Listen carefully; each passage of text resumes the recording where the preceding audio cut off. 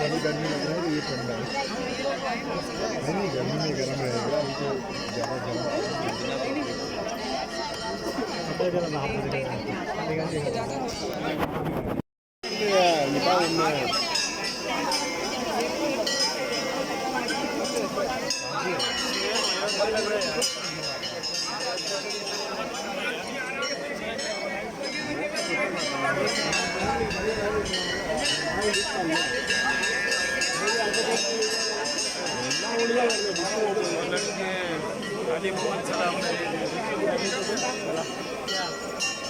इधर उधर कर रहा है ना।